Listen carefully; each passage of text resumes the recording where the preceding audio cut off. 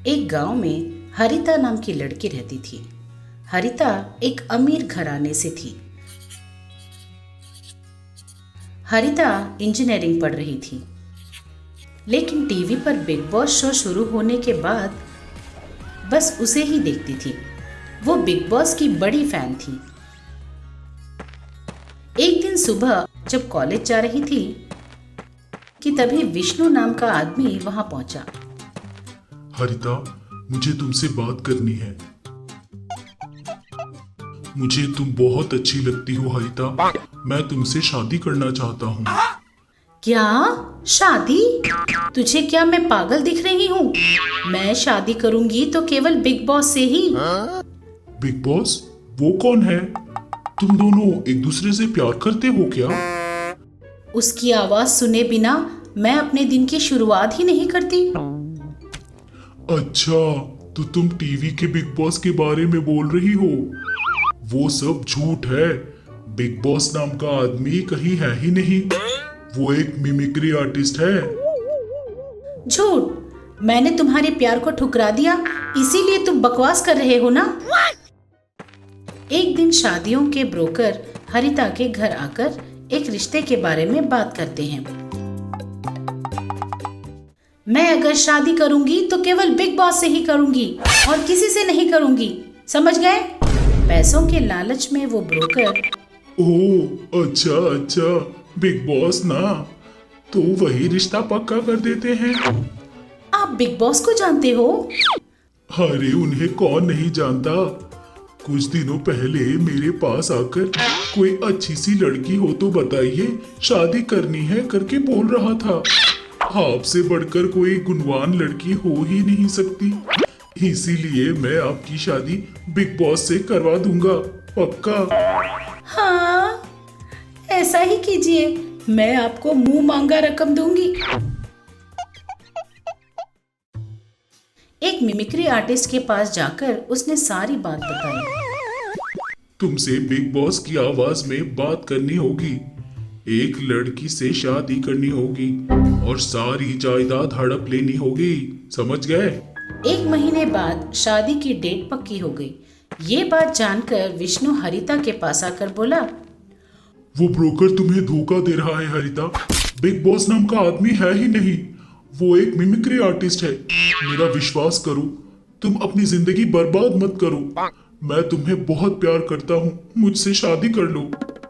बस बहुत हुआ, मैंने शादी से मना कर दिया है, इसीलिए झूठ पे झूठ बोले जा रहे हो। मैं तुम्हारा विश्वास नहीं करती।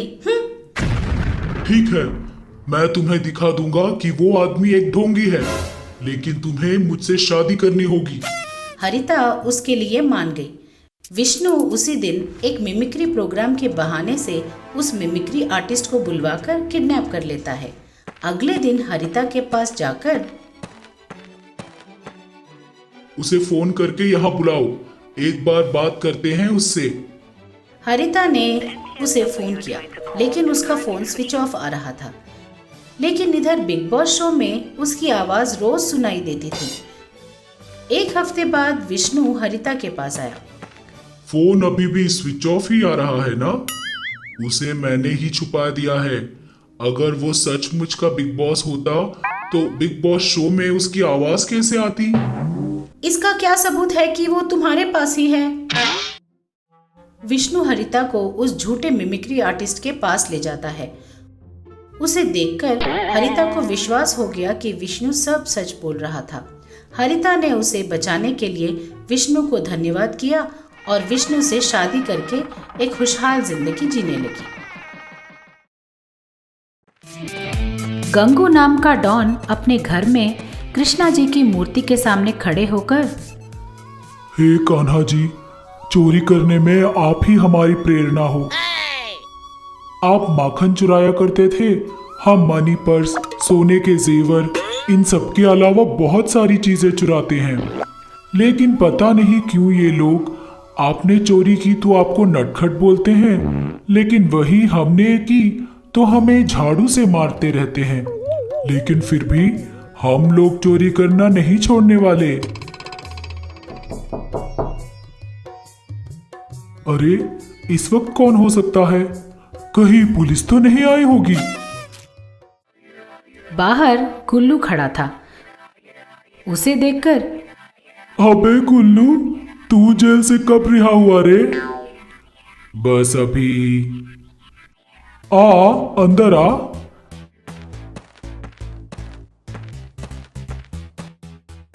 और बता, क्या हालचाल है? अभी अभी जेल से रिहा हुआ हूँ। मैं क्या बताऊं? तुम ही बताओ, कलेक्शन कैसे चल रहा है? तेरे जाने के बाद सिर्फ चिल्लर ही हाथ लगा है, कुछ अच्छा सा हाथ नहीं आया। उस वक्त मैं पकड़ा गया, लेकिन इस बार अच्छे से प्लान करके बड़ा हाथ मारेंगे। देख, कोई बड़ा सा घर है तो बता। इस बार ऐसा कुछ करेंगे कि जिंदगी सेट हो जाए। उतना बड़ा हाउस तो केवल बिग बॉस हाउस ही है यार। क्या बिग बॉस हाउस? हाँ यार, एकदम बढ़िया घर है। उसमें रहने वाले लोग खूब मालदार लोग हैं, तो हमें जरूर वहां अपना हाथ साफ करना चाहिए। चल चलते हैं। ठीक है, लेकिन खाने को कुछ लेकर चलते हैं। खाने को क्यों यार?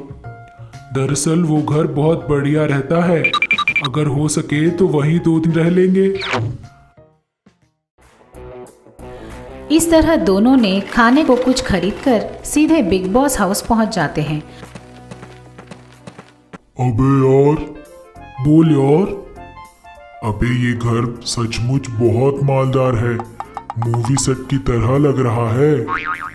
पहले पैसे और सोना कहाँ है ये देख, जाकर ढूंढते हैं, चल।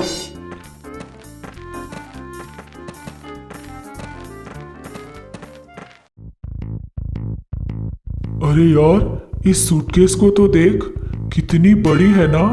पता नहीं इसमें क्या क्या चीजें होंगी। ऐसा सोचकर दोनों मिलकर उस सूटकेस को खोलकर देखते हैं। उस सूटकेस में फटे हुए कपड़े, चड्डी, बनियान ही थे।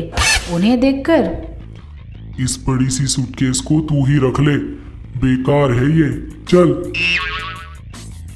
एक जगह कैमरा को देखकर गंगू बोला, अबे इस कैमरा को चोरी कर ले क्या? सेकेंड हैंड में बेच देंगे तो थोड़ी बहुत पैसे तो मिल ही जाएंगे। जाते वक्त ले जाएंगे। ऐसा बोलकर दोनों हाउस के स्लीपिंग रूम में पहुंच जाते हैं। वहां सब लोग सोए हुए थे।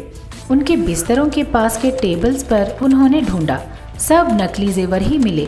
ये देखकर, अबे साले, बड़ा घर बोलकर तू इस बिग बॉस हाउस में ले आया, लेकिन यहाँ सब कुछ नकली ही है। चल यहाँ से निकल जाते हैं। कि तभी सारे हाउसमेट्स ने इन दोनों को चारों तरफ से घेर लिया। अरे ओ, कौन हो तुम लोग? देखने से पता नहीं चल रहा, चोर है। क्यों बे, देखने में घर बड़ा है बोलकर बिग बॉस हाउस में ही चोरी करने पहुंच गए? गलती हो गई साहब, हमें जाने दीजिए। अगर तुम तुम्हारी सारी चीजें हमें दे दो तो हम लोग तुम्हें छोड़ देंगे। इस तरह दोनों की सारी चीजें लेकर उन्हें घर से बाहर निकाल देते हैं। ये क्या यार, इन लोगों ने तो चोरों को ही लूट लिया। इनकी परिस्थिति हमसे भी बदतर है।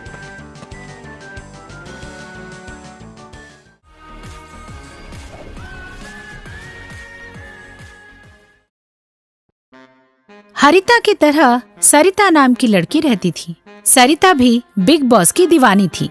बहुत से लड़के सरिता के पीछे पड़े रहते थे। उनमें से एक था हरी, जो एक दिन सुबह सरिता के पास आया। इस तरह कितने दिन अपने आगे पीछे घुमाओगी हमें? मेरा प्यार एक्सेप्ट करो ना।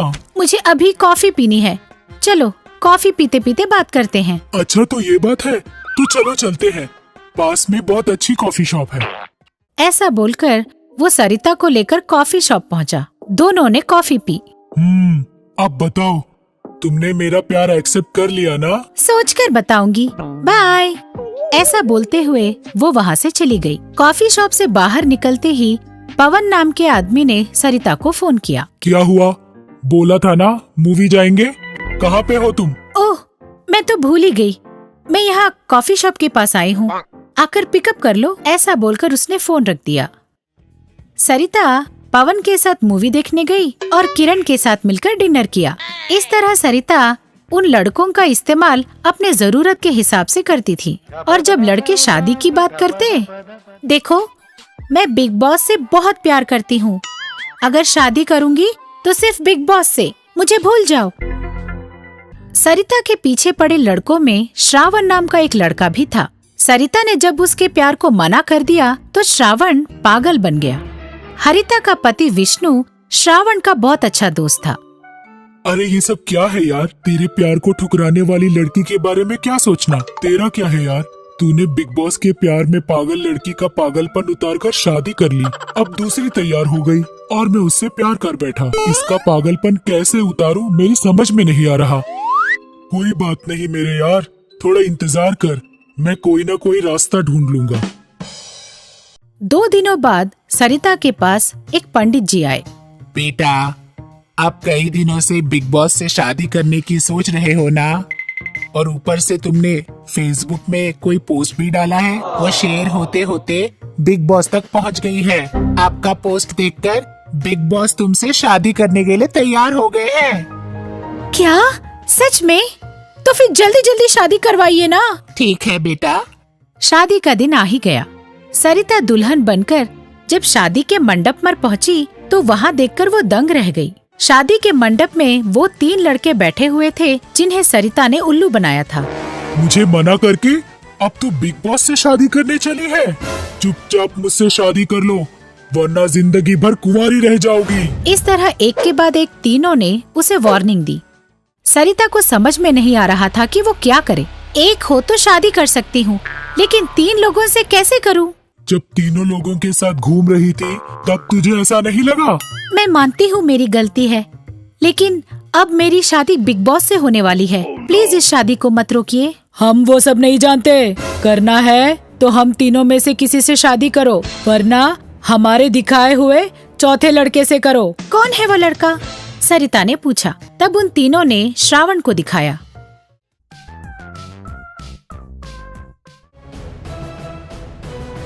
तुम्हें श्रावण से शादी करनी पड़ेगी। क्या? इससे? कभी नहीं। अगर उससे नहीं करोगी तो हमसे शादी करनी होगी। इस तरह उन्होंने धमकाया। इससे सरिता के पास और कोई रास्ता नहीं बचा और उसे श्रावण से शादी करनी पड़ी। शुरुआत में सरिता को ये शादी मंजूर नहीं थी, लेकिन थोड़े ही दिनों में श्रावण ने अपने अच्छाई से सरिता को बदल दिया। ऐसे ही ज्ञानवर्धक कहानियों के साथ हम फिर मिलेंगे।